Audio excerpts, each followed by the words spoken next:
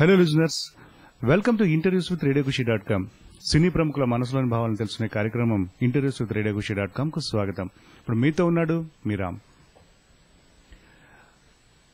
నచ్చావుల cinema ద్వారా తెలుగు ప్రేక్షకులకి పరిచయమై, స్నేహితుడా సినిమా ద్వారా ప్రేక్షకుల మనసులో సుస్థిర స్థానాన్ని సంపాదించుకున్న అచ్చ తెలుగు 16 అణాల తెలుగు అమ్మాయి మాధవిలత ఈరోజు మనతో ఉన్నారు. వివరాలు ఆవిడ మాటలో విందాం. Hello madam. హాయ్ అండి. Welcome to our show. Thank you so much. చెప్పండి మేడం, స్నేహితుడా సినిమా ఎటువంటి స్పందన ఇచ్చింది? మీకు వచ్చినటువంటి అప్రిసియేషన్స్ ఎట్లా ఉన్నాయి? స్నేహితుడా మూవీ అంటే ఆఫ్టర్ నచ్చావులే నేను చేసేటప్పుడు అంటే స్టోరీ విన్నప్పుడు చాలా బాగుంటుంది. అంటే మన అచ్చంగా మన విలేజెస్ లో ఉండే 16 అణాల అమ్మాయి క్యారెక్టర్, అది లంగావోని క్యారెక్టర్. అంటే ఆ రాజమండ్రి సరౌండింగ్ విలేజెస్ లో ఒక పెద్ద మనిషి కూతురు, అందులో మా నాన్నగారి క్యారెక్టర్ నాజర్ ప్లే చేస్తున్నారు అని చెప్పగానే చాలా హ్యాపీ వేసింది అనమాట నాకు. బికాజ్ అందులో గోల్డెన్ లంగావోనీలు వేసుకునే ఛాన్స్ వచ్చింది. At the same time first హాఫ్లో చాలా బబ్లీగా ఉంటుంది, యూత్ఫుల్గా ఉంటుంది, యూత్ అందరికీ నచ్చే విధంగా ఉంటుంది అనమాట. అల్లరి చేస్తూ ఉంటాను, హీరోని ఏడిపిస్తూ ఉంటాను. సో వినగానే చాలా నచ్చింది. ఫుల్ ఫ్లెజ్డ్ క్యారెక్టర్, హీరోయిన్కి 90% క్యారెక్టర్ ఉంటుంది. సో అవన్నీ నచ్చి యాక్సెప్ట్ చేశాను. తర్వాత హీరోయిన్ ప్లే అంతా కూడా చాలా అద్భుతంగా డిజైన్ చేయడం జరిగింది మన సత్యం బెల్లంకొండ గారు. అదేవిధంగా హీరో మీ ఇద్దరు సీన్స్, హీరోతో కాంబినేషన్ లో ఉండే సీన్స్ చాలా అద్భుతంగా రీచ్ అయ్యాయి. తర్వాత కామెడీ కూడా హిలేరియస్ గా పండింది. ఎస్పెషల్లీ పోలీసుల్ని బురుడి కుట్టించే సీన్. అవును, యాక్చువల్లీ స్టోరీ చెప్పేటప్పుడు డైరెక్టర్ గారు చెప్పారనమాట. సత్యంబాబు గారు చెప్తున్నప్పుడు బాగుంటుంది, నేను బాగా చేయగలనని సార్ స్టోరీ చెప్పేటప్పుడే నేను మనసులో అలా రివైండ్ చేసుకుంటున్నాను, ఇలా చేస్తే బాగుంటుంది, ఇలా చేస్తే బాగుంటుందని. తర్వాత అక్కడ వచ్చేసరికి స్క్రీన్ పైన పృథ్వీ గారు చేశారు ఇన్స్పెక్టర్ క్యారెక్టర్. సో ఆయన అనుకున్నారట మావన్నీ నైట్ షూట్స్ జరిగాయి ఫస్ట్ హాఫ్. ఫస్ట్ హాఫ్ మొత్తం నైట్ షూట్స్, మొత్తం చేజింగ్స్. పృథ్వీ గారు అనుకున్నారట ఇది నైట్ 9 o'clock స్టార్ట్ అయింది, మొత్తం ఈ సీన్ అంతా అయిపోయి ఈ అమ్మాయి డైలాగ్ ఫినిష్ చేసరికి 12 అయిపోతుంది, రిలాక్సింగ్ గా చేసుకున్నానులే షూట్ అనుకున్నారట. 9:15 అయింది, షార్ట్ ఓకే, నెక్స్ట్ సీన్ కి వెళ్ళిపోతున్నారు. ఆయన ఫస్ట్ షాక్ అయ్యారంట. సో ఆయన 30 years ఇండస్ట్రీ అని చెప్తారు కదా, ఆయన వెళ్ళి మా కో డైరెక్టర్ గారు చెప్తున్నారనమాట, 30 years ఇండస్ట్రీ అండి, సింగిల్ టేక్ లో చెప్పిన ఆర్టిస్ట్ ని అమ్మాయినే చూశాను. అది చాలా పెద్ద డైలాగ్, పవన్ కళ్యాణ్ గారు చెప్పిన డైలాగ్ చాలా అద్భుతంగా. ఇంకా ఫస్ట్ టైం అది సినిమా చూసిన, అంటే అన్నవరం వచ్చే సినిమా చాలా రోజులు అయింది. తర్వాత దాని గురించి అందరూ ఆల్మోస్ట్ మర్చిపోయారు. తర్వాత అది మీ ద్వారా మళ్ళీ బయటకు వచ్చేసరికి ఏమైతుందంటే అది కరెక్ట్ గా నిజంగా కమిషనర్ కూతురేమో అన్న టైప్ లో ఫీల్ వచ్చింది అందరికి. అవునా, అలానే అనిపించింది. యాక్చువల్ గా మీకు మూవీలో చూసేటప్పుడు రకరకాల యాంగిల్స్ లో కనిపిస్తాయి. అంటే హీరో నుంచి ఒక సజెషన్ షాట్, పోలీసుల నుంచి ఒక షాట్, నా క్లోజ్ షాట్, ఇవన్నీ కట్ చేసుకున్నారేమో అని. బట్ ఏవి కట్ చేయలేదు. మొత్తము 4 యాంగిల్స్ లో పెడితే 4 times సింగిల్ టేక్స్ చేసేసుకున్నారు, 4 takes చేసుకున్నారు. అందులోంచి కట్ చేసి సో యాడ్ చేసుకున్నారనమాట. చాలా బాగుందండి ఆ డైలాగ్. అదేవిధంగా మీ బ్యాక్గ్రౌండ్ చెప్పేటప్పుడు కూడా ఒక సినిమా స్టోరీ చూడగానే అంటే సినిమా ఫాలోవర్ అనుకుంటా అని చెప్పేసి అనిపిస్తుంది. కానీ చాలా చలాకీగా ఉండే అమ్మాయి మంచి క్యారెక్టర్ ప్లే చేశారండి. యాక్చువల్ గా ఇంకా కంప్లీట్ బబ్లీ క్యారెక్టర్ అయింటే కనుక ఇంకా ఎక్కువ ఎనర్జీతో చెప్పేదాన్ని. బట్ డైరెక్టర్ గారు ఏం చెప్పారు అంటే, ఒక ఫ్యామిలీ నుంచి వస్తుంది అమ్మాయి, సో ఒక పెయిన్ క్యారీ చేస్తుంది హార్ట్ లో. అది అలా ఉన్న ఒక అమ్మాయి అంత బబ్లీగా, అంటే నిజంగా జోవియల్ గా ఉండలేదు, బట్ దాన్ని మనసులో పెట్టుకుని అలా బబ్లీనెస్ మెయింటైన్ చేస్తూ ఉండాలి. ఈ 2 క్యారీ చేస్తూ చెప్పమన్నారు. సో అలా చేసి చెప్పాల్సి వచ్చింది. అదేవిధంగా నానిని బాగా సతాయించారు సినిమాలో. షూటింగ్ లో ఎట్లా ఉన్నారు? షూటింగ్ లో అసలు అలా సతాయించేది ఏమీ ఉండదు. ఎందుకంటే సీన్ తీసుకున్నాం క్యారెక్టర్ పరంగా అంతే. షూట్ లో ఉన్నాం అనుకో, మా సీన్స్ వచ్చాయనుకో, ఎదురు కూర్చొని ప్రాక్టీస్ చేసుకునేవాను. సో తను ఏమైనా సజెషన్స్ ఉంటే చెప్తారు, తను ప్రాక్టీస్ చేసేటప్పుడు లేదు నాని నువ్వు ఇలా చేయి, ఇది బాగుంటుంది అని. సో ఆ సీన్స్ అన్ని అంత లైవ్లీగా టైమింగ్ కి కరెక్ట్ పంచింగ్ గా రావటానికి అదే రీజన్. ఎందుకంటే సేమ్ మీరు చెప్పిన మాటని డైరెక్టర్ గారు కూడా చెప్పడం జరిగింది. ఎందుకంటే అంత పర్ఫెక్షన్ ఎట్లా వచ్చింది? ఎందుకంటే ఇది మీకు సెకండ్ మూవీ, నాని కూడా ఆల్మోస్ట్ అంతే, ఆల్రెడీ ఇంకో చేస్తున్నారు ఇంకా మూవీస్.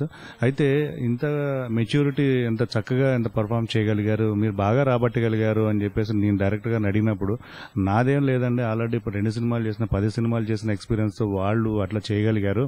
అది కూడా ఏంటంటే షార్ట్ గ్యాప్ లో మీరు చెప్పినట్టుగా ప్రాక్టీస్ అది చేసుకోవడం, కరెక్ట్ గా సీన్ వర్క్ చేయడం అంతే. అవును, యాక్చువల్గా మీకు కూడా చెప్పేశారా? ఒకసారి మన జెమిని వాళ్ళది కదా ఫిల్మ్, ఆ ఇంటర్వ్యూలో చెప్పారనమాట, మీరు చాలా బాగా చేయించారండి నాని మాధవితో అంటే, వాళ్ళకి నేను ఎక్కడ చేయించానండి, ఆ ఛాన్స్ నాకు వాళ్ళు ఇవ్వలేదు అసలు. నేను ఇదమ్మా షార్ట్ అసలు మీకు ఇది చెప్తా ఉంటే, వచ్చు సార్ మాకు డైలాగ్స్ కూడా వచ్చు అని చెప్పేసేవారు. సో ఆశ్చర్యపోవడం నా వంతు. నా సినిమా కోసం వీళ్ళు ఇంత ప్రాక్టీస్ చేసి నాకు స్ట్రెయిన్ లేకుండా చేసినందుకు చాలా హ్యాపీగా ఉంది. అలా చెప్పడం ఆయన గొప్పతనం. సో అసలు ఈ ప్రాజెక్ట్లోకి ఎట్లా ఎంటర్ అయ్యారు అసలు స్నేహితుడ జెమిని ఫిలిం సర్క్యూట్ ప్రాజెక్ట్కి? జెమిని ఫిలిం సర్క్యూట్ ప్రాజెక్ట్లోకి ఎంటర్ అవ్వటం అంటే నచ్చావులే మూవీ చూసాక. ఈ మూవీ సినిమాటోగ్రాఫర్ వాసు గారు, ఆయన నాకు 2 years నుంచి బాగా తెలుసు అనమాట. సో ఆయన చెప్పారంట, నచ్చావులే అమ్మాయి అయితే ఎలా ఉంటుంది అని. సో అప్పటికే ఆ ఫిలిం డైరెక్టర్ మన సత్యం బాబు గారు హాఫ్ మూవీ చూసి వచ్చారంట. అవును బాగుంటుంది అమ్మాయి, కానీ నేను సగం సినిమా చూశాను, సెకండ్ హాఫ్ ఎలా చేసింది ఏంటి నాకు ఫస్ట్ హాఫ్లో ఏం తెలియలేదు, ఎందుకంటే ఫస్ట్ హాఫ్లో తక్కువ ఉంటుంది నచ్చావులే. సో ఎలా చేస్తుంది, ఫస్ట్ బబ్లీగా ఉండాలి, సెకండ్ హాఫ్ పేత ఈ అమ్మాయి ఓకే సరిపోయింది నాకు, బబ్లీగా ఎలా చేస్తుంది. సో తర్వాత మళ్ళీ కొన్ని రోజుల తర్వాత అంటే నన్ను ఓకే చేశాక ఆయన వెళ్ళి చూసారంట. అయితే ఆయన డిసైడ్ అయ్యారట, పాథటిక్ క్యారెక్టర్ చేస్తున్న ఆర్టిస్ట్ అంటే ఇంకేమైనా చేయగలదు. సో ఆ కాన్ఫిడెన్స్తో ఈ మూవీ. అంటే దాంట్లో నచ్చావులేలో చూసుకున్నట్లయితే చాలా అంటే డిఫరెంట్ కైండ్ ఆఫ్ ప్రజెంటేషన్ అది. ఎందుకంటే చాలా సీరియస్ మెయింటైన్ చేయాలి, చాలా కాస్త బాధపడుతూ ఈ రకరకాల షేడ్స్ ఉన్నాయి దానిలో. ఇది వచ్చేసరికి only entertainment, full length entertainment. రెండింటికి చాలా వేరియేషన్ ఉంది. ఇది ఎట్లా మేనేజ్ చేశారు మరి ఎంటర్టైన్మెంట్లో? నిజం చెప్పాలంటే నచ్చేవాళ్ళ సినిమా చూసి అందరూ అడిగారనమాట, అంత అంత ఒక సెటిల్ గా ఎలా చేసావో, చాలా కష్టపడి చేసావని. కానీ నిజం చెప్పాలంటే అది చాలా ఈజీ. ఎందుకంటే రవి గారు చెప్పేవారు, ఎంత ఈజీగా చెప్పేవారంటే, ఇప్పుడు నువ్వు బాధపడాలి, ఎలా బాధపడతావు, మీ నాన్నకి నీ వల్ల ఒక ఇన్సల్ట్ జరిగింది, నువ్వు ఎలా ఫీల్ అవుతావు, నువ్వెలా ఫీల్ అవుతావు అలా చెయ్యి, నీకు ఆటోమేటిక్గా సెటిల్గా వస్తుంది. ఎందుకు యాక్ట్ చేస్తావు?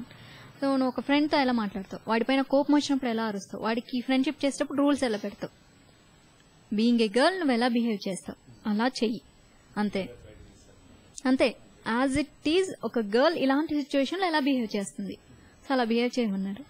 సో అందుకని అదంత న్యాచురల్గా వచ్చింది.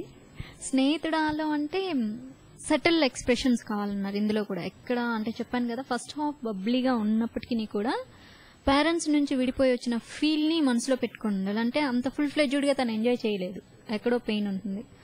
సో అవును. డాన్స్ విషయానికి వచ్చినట్లయితే అంటే సాంగ్స్ అన్ని కూడా చాలా అద్భుతంగా పండాయి. అదేవిధంగా ఇంతకీ నువ్వెవరు అనేది చాలా రీచ్ అయింది అందరికీ కూడా. సో వాటి గురించి కూడా చెప్పండి. ఈ మూవీలో డాన్స్ ఏం లేదండి, అంటే నచ్చావులో కానీ స్నేహితుడా కానీ నేను డాన్స్ చేసే అవసరం లేకపోయింది. అక్కడ ఎక్కువ స్ట్రెయిన్ లేదు, ఏం లేదు, ఎక్కడ మూమెంట్స్ ఉండవు. నచ్చావులే అంటే అసలు డాన్స్ ఉండదు, ఏవేవో సాంగ్లో వచ్చేసి ఒక 2 మూమెంట్లు ఉంటాయి. స్నేహితుడాలో కూడా చిలుక నవ్వవేలో ఒక డ్రీమ్ సీక్వెన్స్ లో ఒకటి ఉంటుంది. నెక్స్ట్ మూవీకి ఫుల్ డాన్స్ చేసే వస్తుందేమో చూడాలి. సాంగ్స్ అయితే మాత్రం బేసికల్లీ మంచి డాన్సరా మీరు? అలా ఏం కాదు, బ్యాడ్ కూడా కాదు, ఓకే బెటర్, చేస్తాను, చూపిస్తే చేస్తాను.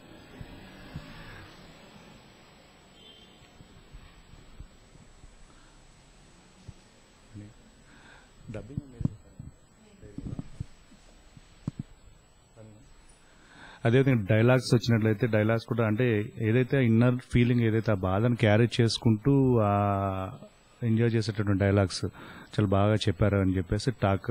సో మీరు అంటే షూటింగ్ టైంలో ఎట్లా చేశారు డైలాగ్స్? చాలా ఈజీగా చేసేసాను. నాకు ఎక్కువ చాలా మంది చాలాసార్లు చదువుకుంటారు, చదువుతారు ప్రాక్టీస్ చేసుకుంటారు, మళ్ళీ చదువుతారు, మళ్ళీ నాకు అస్సలు అలాంటివి ఏం చేయను. ఎందుకంటే నేను 3-4 సార్ల కంటే ఎక్కువ చదివితే మర్చిపోతాను. ఓకే, త్వరగా గ్రాస్పింగ్ పవర్ ఉంది, అసలు ఆ దేవుడు ఇచ్చాడు.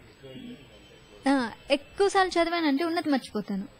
సో అందుకని ఒక లిమిటెడ్గా నాకు ఎంతవరకు ఓకే పర్ఫెక్ట్, నాకు ఈ డైలాగ్ వచ్చేసింది అని ఒక 3-4 టైమ్స్ చూసుకుంటాను. ఒకసారి అలా ఐస్ క్లోజ్ చేసుకుని మైండ్ రీడింగ్ నాది, ఎక్స్ప్రెషన్స్ కూడా మైండ్ రీడింగ్ లోనే చేసుకుంటాను. పేపర్ పట్టుకొని చాలా మంది లొకేషన్స్ అలా ఇలా తిరుగుతుంటారు. అఫ్ కోర్స్ అది వాళ్ళ తప్పు, అది కరెక్ట్ కాదని కాదు, ఎవరి డిపెండ్స్ ఆన్ వాళ్ళ మైండ్ సెట్ కి తగ్గట్టు వాళ్ళు అలా ప్రాక్టీస్ చేసుకుంటూ ఉంటారు. నేను మైండ్ రీడింగ్ అనమాట నాది, అలా చూసుకున్నాను చెప్పేశాను. అంటే మధ్య మధ్యలో ఒక్కొక్కసారి అన్నప్పుడు మానిటర్స్ చూసుకుంటాము, ఒకసారి చూద్దాం సార్ డైలాగ్ ఎలా వస్తుందని. అందులో మాకేమైనా చిన్న చిన్న యాడ్ చేయాలనిపించింది అనుకోండి. మీకు స్నేహితుడు సినిమాలో అలా నేను యాడ్ చేసుకుని డైరెక్టర్ని అడిగిన ఒక డైలాగ్ ఉంది. అనుకోకుండా ఒకరోజు స్టోరీ చెప్తాను నేను, నా వాయిస్ బాగుందని కీరవాణి గారు మెచ్చుకొని అక్కడ నుండి మొదలవుతుంది. ఆడియన్స్కి చెప్తాను వచ్చి, నమ్మేశాడంటారా, నమ్మే ఉంటారులే. అది నేను యాడ్ చేసుకున్నాను అనమాట. సార్ నేను ఇలా కెమెరా దగ్గరికి వచ్చేసి ఈ డైలాగ్ చెప్తాను, ఎందుకంటే నేను చెప్పేది అబద్ధం, అది అబ్బాయికి తెలియదు, ఆడియన్స్కి తెలుసు. సో మనం ఏంటి డైరెక్ట్ ఆడియన్స్తో ఇంటరాక్ట్ అవుదాము, చేస్తుంది యాక్టింగ్ కాబట్టి బాగుంటుంది కదా అని. బాగుందమ్మా యాడ్ చేసుకుందాము అని. సో ఫస్ట్ ఆఫ్ ఆల్ ఆ ఫ్రీడమ్ ఇచ్చినందుకు డైరెక్టర్ గారికి థ్యాంక్స్ చెప్పుకోవాలి. సో ఎందుకంటే మా ఐడియాస్ని యాడ్ చేసుకునే ఛాన్స్ ఇచ్చారు కాబట్టి. సీన్ ఖచ్చితంగా మనకి పండుతుంది అని అనిపించినప్పుడు ఖచ్చితంగా అది చాలా బాగుందండి. అది ఖచ్చితంగా మీ ఇంప్రూవ్ అనమాట ఇదైతే. తర్వాత అంటే పైకి మామూలుగానే చదువుతుంటే కనిపిస్తూ లోపల స్క్రీన్ ప్లే చేసుకుంటారంటే ఈ విషయం నానికి తెలుసో లేదో మరి. నానికి తెలుసు. తను కూర్చొని ఏం ఆలోచిస్తున్నావు, హలో ఏం ఆలోచిస్తున్నావు, లేదు నాని సీన్ అనుకుంటా, ఓకే మైండ్ లో అనుకుంటున్నావు అనమాట, very good keep it up చెప్పేసి వెళ్ళిపోతాడు. తను అలానే చెప్తాడు అనమాట. బాడీ లాంగ్వేజ్ నాకు నవ్వొస్తూ ఉంటుంది. చాలా సీరియస్ గా ప్రాక్టీస్ చేస్తుంటాడు, వచ్చేస్తాడు. నేను ఇలా కూర్చొని అక్కడ, హలో హలో మేడం ఎక్కడున్నారు, లేదు డైలాగ్, సారీ డిస్టర్బ్ చేశానా, okay carry on, all the best అని చెప్పేసి. ఈ సినిమాలో బాగా నచ్చిన సీన్ చెప్పండి. నచ్చిన సీన్ అంటే ఇద్దరు చేసింది ఎంఎస్ నారాయణ గారి కాంబినేషన్ లో ఒకటి ఉంది కదా, తన బాయ్ ఫ్రెండ్. అది కూడా అంటే మన భాషాశ్రీ గారు డైలాగ్ చాలా బాగా రాశారు, మీ అందరికీ తెలుసు. అందులో ఎలా రాశారంటే, నేను ఆయనకు గర్ల్ ఫ్రెండ్ని, ఇతను నాకు బాయ్ ఫ్రెండ్, ఇలా రాశారనమాట. సో మళ్ళీ మేము వెళ్ళి అడిగాం, భాష గారు మనం ఇలా చెప్పుకుందాం ఎలా ఉందంటే, అతనికి నేను గర్ల్ ఫ్రెండ్, ఇతను నాకు బాయ్ ఫ్రెండ్, ఇలా షార్ట్ కట్ చేసి బాయ్ ఫ్రెండ్ గర్ల్ ఫ్రెండ్ అని చెప్పుకుంటే బాగుంటుందేమో అంటే, బాగుందండి బాగుంది, మనకు నచ్చినట్టు ఇంప్రూవైజ్ చేసుకోవాలి, చూడటానికి వినడానికి బాగుండాలి, చేద్దాము అన్నారు. సో ఆ సీన్ ఒకటి, తినే సీన్ ఒకటి, మొత్తం తినేస్తాను. అంటే బయట కూడా అట్లా ఏమి ఉండదు కదా, అసలు తినను. అలా తింటే ఇప్పుడు ఇంత లావ్ అయింది దాన్ని. నాని బ్రాస్లెట్ తెచ్చుకున్నారు లేదు వెనక్కి? తెలియదు, అడగలేదు సార్. నేను వెళ్ళినప్పుడు అడుగుతానండి. అదే ఒకసారి అన్ని ఆర్డర్ చేస్తారు, అన్ని నాకు ఇష్టమైన ఆర్డర్ చేస్తున్నారు, ఏంటి అసలు నా టేస్ట్ నీకు ఎట్లా తెలుసు అన్న టైప్ లో ఆయన అడిగేస్తారు. అక్కడ అడగగానే అన్ని తీసుకొచ్చి పెడితే టకటకటక మొత్తం అంతా. అంటే రెగ్యులర్ మీ డైట్ ఎట్లా ఉంటుంది అసలు? నా డైట్ చాలా సింపుల్ గా ఉంటుందండి. చిన్నప్పటి నుంచి చాలా తక్కువగా తింటాను. నాకు ఫుడ్ ఫీడింగ్ ప్రాబ్లం. మా మమ్మీ వాళ్ళు ఎప్పుడు టానిక్స్ తాపి ఆకలి వేయటానికి, తర్వాత అన్నం పెట్టేవాళ్ళు. ఎప్పుడైతే మూవీస్లోకి వచ్చానో నాకు ఆకలి వేసినా వేయకపోయినా టైంకి తినడం నేర్చుకున్నాను. ఎందుకంటే పెట్టడానికి అమ్మ ఉండరు. అసలు మన పని మనం చేసుకోవాలి, మన వర్క్ మనం చేసుకోవాలి. సో బ్రేక్ అన్నప్పుడు తినాలి. ఆకలి వేసినా వేయకపోయినా నెక్స్ట్ మనం పని చేయాలంటే ఫుడ్ తినాలి, బాడీలో స్టామినా కావాలి. సో అదొకటి నేర్చుకున్నాను ఇప్పుడు.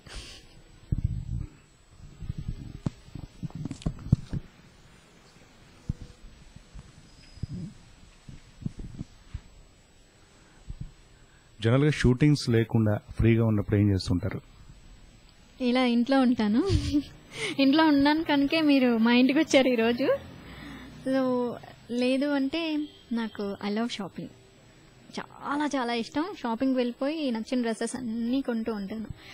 కొనేటప్పుడు నచ్చుతాయి, ఒక్కొక్కసారి తెచ్చుకున్నాక అయ్యో ఇది బాగలేదు, ఇది నాకు నచ్చలేదు, ఓకే దాన్ని పక్కన పెట్టేస్తాను. మళ్ళీ వెళ్ళి షాపింగ్ చేస్తాను. టీవీ చూస్తాను బాగా. దెన్ నా డ్రెస్సెస్ నేను డిజైన్ చేసుకుంటాను, చిన్న చిన్న వర్క్స్ అలాంటివి. అండ్ కొన్ని నేనే మొత్తం లేటెస్ట్గా వచ్చిన మోడల్స్ని స్టిచ్ చేసుకుంటూ ఉంటాను. ఇంట్లో ఉంటే అవి మాత్రం చేస్తాను. అదేవిధంగా అంటే ఇందాక మేము కెమెరా సెట్ చేసుకునేటప్పుడు బ్యాక్గ్రౌండ్ గ్రీనరీ ఉంటే బాగుండు అని చెప్పేసి అన్నారు. అంటే గ్రీనరీ కంటే అంటే మీకు ఎక్కువ ఇష్టపడతారా, అంటే ప్రకృతిని ఎక్కువ ఇష్టపడతారా? ఆబ్వియస్లీ అండి, మీకు ఇష్టం లేదా చెప్పండి? ప్రకృతి అంటే ఎవరికైనా ఇష్టం. ఇంట్లో ఇప్పుడు మనం ఈరోజు ఇంట్లో ఉందామా, ఇలా చూడండి చక్కగా ఇప్పుడు బయట రెయిన్ వస్తుంది. ఇంట్లో ఉండటానికి ఇష్టపడతారా, లేకపోతే అలా సన్నగా డ్రిజిలింగ్ అవుతూ ఉంటే అలా అలా తిరగటానికి ఇష్టపడతారా? ఎవరికైనా ఇష్టం. అదేవిధంగా ఈ సినిమాలో కూడా చాలా వరకు అంటే రాజమండ్రి ఆ పరిసర ప్రాంతాల్లో చిత్రీకరించడం జరిగింది కదా, అక్కడ లొకేషన్స్ ఎట్లా ఉన్నాయి, తర్వాత కొన్ని సీన్స్ కూడా చాలా బాగా వచ్చాయి గ్రీనరీగా. సో వాటి గురించి అక్కడ ఎట్లా ఎంజాయ్ చేశారు, వాటి గురించి కూడా చెప్పండి. అబ్బా కరెక్ట్గా అడిగారండి మీరు. ఎందుకంటే అసలు రాజమండ్రి మన ఆంధ్రప్రదేశ్లో ఇంత బ్యూటీ ఉంది అని ఫస్ట్ టైం వెళ్ళానండి రాజమండ్రికి. నేను మార్నింగ్ 4 o'clock లేవాలి, 6కి విత్ మేకప్ అయిపోయి కారులో బయలుదేరాలి. అంటే ఎక్కడ అందమైన ప్లేసెస్ ఉంటాయో అక్కడ అంతా షూటింగ్ చేస్తామని చెప్పారనమాట. 2 hours జర్నీ చేయాలి. వెళ్తున్నాము, ఇంకా అంతే. నాకు 2 hours ఇంత మార్నింగ్ లేచేసాను, నాకు ఫుల్ చక్కెర వచ్చేస్తుంది, షూటింగ్ ఏం చేస్తానో అనుకొని బయలుదేరాను. వెళ్తూ ఉన్నానండి, రోడ్ వస్తుంది, ఇటు సైడ్ ఏమో వాటర్ అంటే కాలువ, మొత్తం కొబ్బరి చెట్లు, వరి చేలు. మార్నింగే బయలుదేరుతాం కదా, బయలుదేరిన అంటే ఒక్కొక్కసారి 6:30కి, ఒకసారి 7 o'clockకి వస్తాడు సూర్యుడు మన కోసం అనమాట. సో ఆ సూర్యకిరణాలు అలా పడుతూ ఉంటే, మంచు పడుతూ ఉండింది మే నెలలో కూడా అక్కడ. అందులో ఉండి అస్సలు ఇంకా చెప్పడానికి ఏముందండి, సూర్యకిరణాలు మంచును అలా చీల్చుకుంటూ పచ్చటి పొలాల పైన పడుతూ ఉంటే నాకు ఆ 2 hours సరిపోలేదు. రోజు మార్నింగ్ ఈవినింగ్ 2 hours. మార్నింగ్ లేచి పని చేయాలి అనేటటువంటి అంతా పోయింది అది చూడగానే. నాకు ఫస్ట్ ఆఫ్ ఆల్ ఏంటంటే, నాకు కార్ జర్నీ పడదు, నాకు వామిటింగ్ వచ్చేస్తుంది. అస్సలు నేను వెళ్ళిన 4 days కూడా నాకు అలాంటి ఫీలింగ్ రాలేదు. అదేంటంటే ఆ నేచర్ ఎఫెక్ట్ అనమాట. సో బాగా ఎంజాయ్ చేస్తారు రాజమండ్రి పరిసర ప్రాంతాల షూటింగ్. అదేవిధంగా బైక్ రైడ్ కూడా ఒక సాంగ్ లో యూజ్ చేయడం జరిగింది, దాని గురించి కూడా చెప్పండి. ఎందుకంటే కారులో అయితే ఓకే, గ్లాసెస్ పెట్టేసుకుని ఏసీలు వెళ్తారు, బైక్ లో అంటే భలే ఉండిందండి. అస్సలు ఎవరికైనా ఛాన్స్ వస్తుందా? కేవలం రాజమండ్రి సరౌండింగ్ ఆ విలేజెస్ లో ఉన్న వారికి మాత్రమే పొలాల మధ్యలో బైక్ వేసుకొని తిరిగే ఛాన్స్ ఉంటుంది. మనకి ఎక్కడ ఉంటుంది చెప్పండి, ఇలా సిటీలో ఉన్న వారికి. ఈ మూవీ సందర్భంగా నేను బైక్ ఎక్కి పొలాల మధ్యలో వెళ్ళానమాట. అసలు ఎంత బాగుండిందో. చక్కగా అక్కడ వాళ్ళు ఏంటంటే అరటి గిల్లలు ఇవన్నీ వేసుకొని సైకిల్ వేసుకొని వెళ్తూ ఉన్నారు. సో ఆ రూట్ లో ఈ సాంగ్ కోసం బైక్ వేసుకొని తిరిగాం మేము. చాలా బాగుండింది. ఎందుకంటే సినిమా చూసిన ప్రతి ప్రేక్షకుడికి గుర్తుంటుందండి, ఎందుకంటే అంత చక్కగా ఆ సీన్స్ అన్ని పండాయి. ఎందుకంటే పర్సనల్ గా ఇంత ఫీల్ అయ్యి మాధవీలత చేశారు కాబట్టి అద్భుతంగా మీరు కూడా వెండితెరపై చూసి ఆనందిస్తున్నారు. ఏమంటారండి? నిజంగానే అండి, నేను ఈ క్యారెక్టర్ చాలా ఇష్టపడి చేశాను. రాజమండ్రి వెళ్తున్నప్పుడు అక్కడ ప్రకృతి చూడడానికి ఇష్టపడ్డాను. హైదరాబాద్ లో చేస్తున్నప్పుడు ఆ హౌస్ అట్మాస్ఫియర్ అంతా సెకండ్ హాఫ్ ఉన్నప్పుడు ఒక ఫ్యామిలీ ఫంక్షన్ కి నేను వెళ్లిపోయి అక్కడ ఉన్నామని. బికాజ్ మా అందరి మధ్య ఫ్రెండ్లీ రిలేషన్ అలా ఉండేది. నాజర్ గారి దగ్గర నుండి మొదలుకొని మా ఈ అత్తయ్య, పిన్ని క్యారెక్టర్స్ చేసిన అందరు ఆర్టిస్టుల వరకు మొత్తం పెళ్లికి వెళ్ళిన. ఎందుకంటే ఆ ఇంట్లో అయితే ఎంగేజ్మెంట్ సెటప్ ఉండింది, తర్వాత మ్యారేజ్ సెటప్ ఉండింది. మొత్తం ఫ్లవర్స్ తో డెకరేట్ చేశారు. మళ్ళీ కృష్ణాష్టమి సెటప్, కృష్ణుడు. సో సెకండ్ హాఫ్ లో ఉన్న 1 hour లో 3 ఫంక్షన్స్ ఇంట్లో అట్మాస్ఫియర్ కనిపించింది. So almost all shooting atmosphere ఎలా ఉంటుంది, ఎప్పుడు పూలన్నీ పోసి షూటింగ్ లొకేషన్ లో చక్కగా అందరు పట్టు చీరలు కట్టుకొని అది మన హైదరాబాద్ లో చేశారు. సో ఎప్పుడు అలా ఉంటే అది మాకు చాలా చక్కగా అనిపించింది అనమాట. ఇక నచ్చేవాళ్ళ మూవీ విషయానికి వచ్చినట్లయితే that is your first project, right? ఆ ప్రాజెక్ట్కి ఎట్లా ఎంటర్ అయ్యారు? అసలు ఈ ఆర్టిస్ట్ అంటే యాక్ట్రెస్ గా ఈ ప్రయాణం ఎక్కడ మొదలైంది అసలు జర్నీ? యాక్ట్రెస్ గా జర్నీ అంటే 4 years బ్యాక్ ఫస్ట్ నా ఎంట్రీ మా టీవీ ద్వారా వచ్చాను నేను యాజ్ ఎ యాంకర్ గా. ఎందుకంటే చిన్నప్పటి నుండి నేను హీరోయిన్ అవ్వాలన్నది నా ambition, passion, goal, what ever ఎన్ని ఉన్నాయో అన్ని అనమాట. ఇన్స్పిరేషన్ ఎవరండి హీరోయిన్ గా? ఇన్స్పిరేషన్ అంటూ ఎవరు లేరు. ఎందుకంటే నాకు 7 years బేబీ అప్పుడు కలిగిన ఆలోచన, దానికి ఇన్స్పిరేషన్ అని చెప్పుకోవడానికి అసలు ఏమీ ఉండదు. ఇప్పుడంటే చెప్పొచ్చు మనం. సో అలా అలా నా ఏజ్ తో పాటు అంబిషన్ పెరుగుతూ పెరుగుతూ పెరుగుతూ వచ్చింది. క్వైట్ కామన్ కొన్ని సినిమాలు, అసలు కర్తవ్యం సినిమా చూసి నేను పోలీస్ ఆఫీసర్ అయిపోవాలనుకున్నాను. ఇంకా ఒక డైలాగ్ నన్ను చాలా ఇన్స్పైర్ చేసింది. సొసైటీలో ఎక్కడ అన్యాయం జరిగినా ఇదేంటి అని ప్రశ్నించే హక్కు ఒక ఖాకీ యూనిఫామ్ కి ఉంది. అబ్బా డైలాగ్ సూపర్, నేను ఇంకా పోలీస్ ఆఫీసర్ అయిపోదాం. సో దాని తర్వాత ఏదో సినిమా చూసాను, డాక్టర్ భవానీ, శారదా గారిని చూసి నేను డాక్టర్ అయిపోదాము, ఇంకా అసలు లాభం లేదు, స్టెప్ వేసుకొని చాలా అప్రౌన్ కూడా వేసుకొని. తర్వాత ఏదో సినిమా చూసాను, అందులో లాయర్ క్యారెక్టర్, ఇంకా లాభం లేదు మనం లాయర్ కూడా అయిపోదాము, నల్లకోటేసుకొని కోర్టులో వాదించేద్దామని. ఆ తర్వాత అలా అలా అలా 10th class అయిపోయింది, ఇంటర్మీడియట్.